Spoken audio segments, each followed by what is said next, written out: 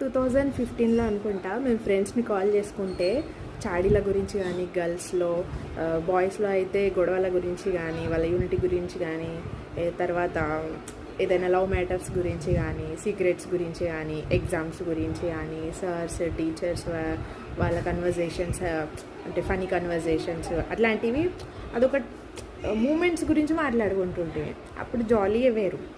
ఇప్పుడు సడన్గా ఎప్పుడైనా 2025 వచ్చింది, ఇప్పుడు ఫ్రెండ్స్ మీ ఏదో పుట్టకొక్కలు అయినరు, వాళ్ళే ఎప్పుడన్నా ఒకసారి చాటింగ్లో కానీ కాల్లో కానీ మాట్లాడుకుంటే ఫస్ట్ ముచ్చట, బాగున్నారా, పిల్లలు ఎంతమంది,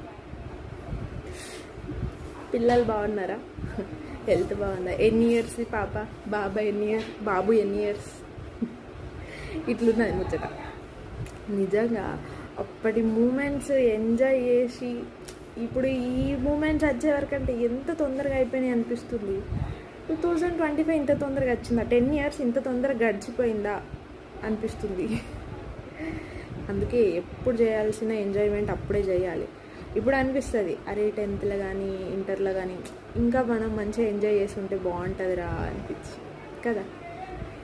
ఇప్పుడు ఆ ఎంజాయ్మెంట్ చేయాలనుకున్నా చేయలేము, ఫ్యామిలీ అడ్డం వస్తుంది. మన ఫ్యామిలీ అంటే అడ్డం వచ్చడం అంటే రిస్ట్రిక్షన్స్ ఉంటాయి, మనం తీసుకున్న రిస్ట్రిక్షన్స్ ఉంటాయి.